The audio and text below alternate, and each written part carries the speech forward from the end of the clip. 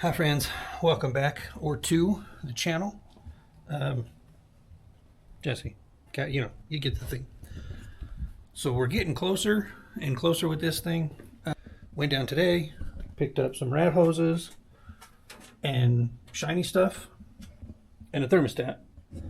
Allegedly, my radiator will be here tomorrow. So I'm hoping that they're not bullshitting with the tracking number. Then we can button up this whole area here and possibly throw some coolant in this deal, because I've got the fuel system done back to under the seat because there's no tank. Cooling system is done. I gotta get a plug for this and run my heater hoses, which I don't have enough. I don't have enough 5/8 heater hose just yet, but I will. So inching closer. And I hate chrome parts on an engine, but it was the cheapest one on the shelf at the parts store, and I didn't have one before, so it's 100% better than what I had on there, right? I guess. So I don't know if you guys realize this or not, but I cannot leave shit alone. That's why there's no top on it, because the top is sitting on my drafting table in the house. We're going to pinstripe it. I'm going to put you guys up on time lapse, and I'm hoping to just film everything and then come back and do some voiceover stuff if my microphone will work with my laptop. I don't know that it will or not. I've never tried it. So today's going to be a learning curve. Let's go swing some paint.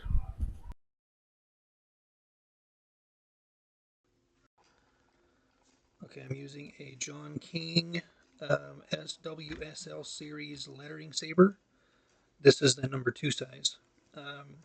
I went with the synthetic brush set that he offers. It's a little more affordable, and it's also more user-friendly. They're great for first-timers like me. I've never used a lettering saber before, and this set they're pretty awesome. The color I'm using is One Shot Reflex Blue on this, the first layer.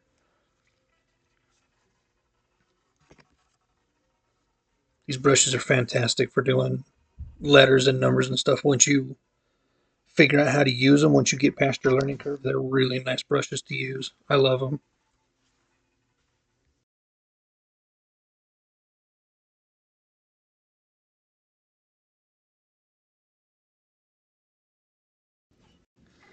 Now here I've switched over to my Excalibur double-aught sword brush.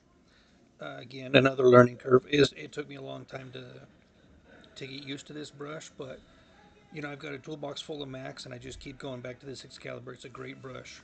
It's got a good belly on it. It turns really well. You can see I've made a couple of mistakes, and I just keep wiping them off and starting over. But that's the name of the game. You don't like it, just wipe it clean and start over. And on this, I'm just using a regular paper towel. No thinner or cleaner or anything on it. I'm just wiping the paint right back off. So here, I believe it's the 3rd time is the one that I keep.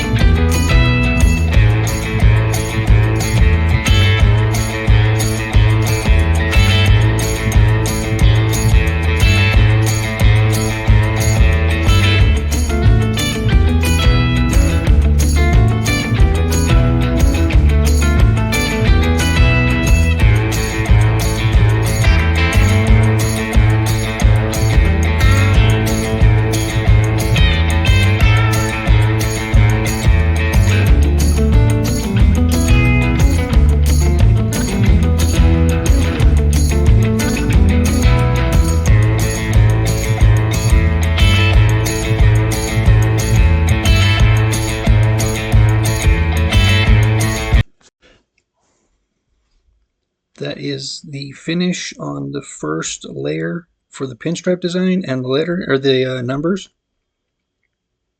Now I'm going back to my lettering brush, and I've decided that I'm going to blue out the Edelbrock font on the bottom of the air cleaner lid.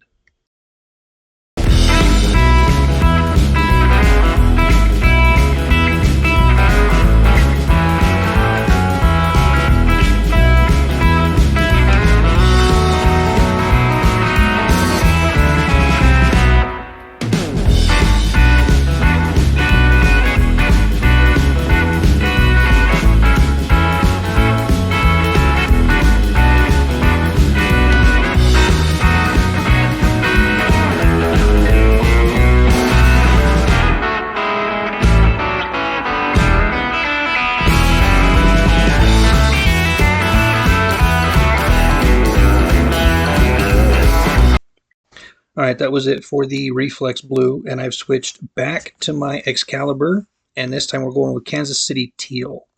I love the way these two colors contrast each other, but in hindsight I should have done the Kansas City Teal first, just to kind of put it in the background and mute it a little bit.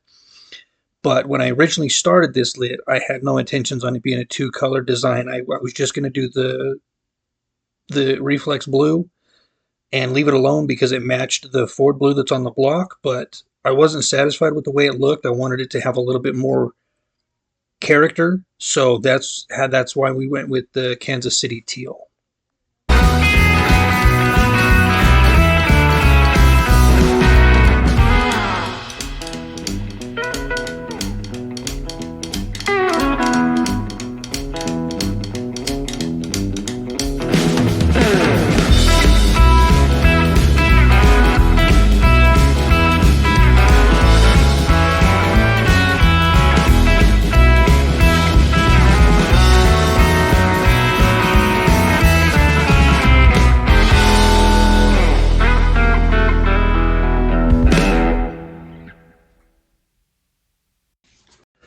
Here we're just highlighting the bottom half of the lettering for that Edelbrock just to give it a little bit more personality.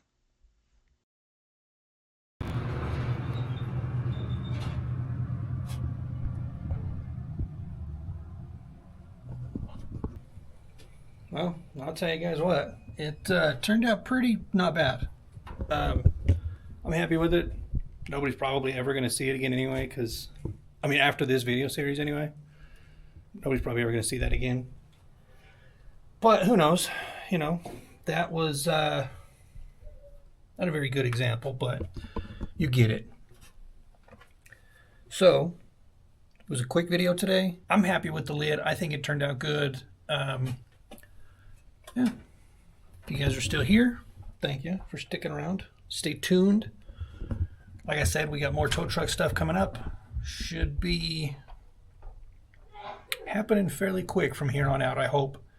Now that we've got the bulk of the big shit out of the way, except for stupid shit like this and, you know, hoses and dumb stuff like that. But I will tell you what, between the yellow plug wires, the freshy paint, well, the fresh motor, the yellow wires, the AGI ignition, and pinstriped air cleaner, don't pull up next to me if you don't speak Japanese, because you're going to catch one if you run up on this tow truck, I'm telling you. Pound that ass and then tow you back home. It's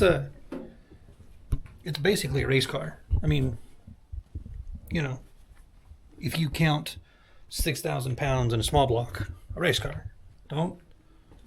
Nobody tell Trailmater that I'm telling people that my tow truck's fast, because I don't want him to come here and drag my ass, you know. But to an old lady in a Nissan Maxima pull up next to me, boy, she gonna get one. I'm telling you. I'm gonna give her the whole menu from Gapplebee's. It's a race car. So, if you guys are still here, thank you for sticking around. See you guys on the next one. Thanks for watching. Remember, guys, your dreams aren't going to work unless you do, so buy some shiny parts and screw them up by painting them up.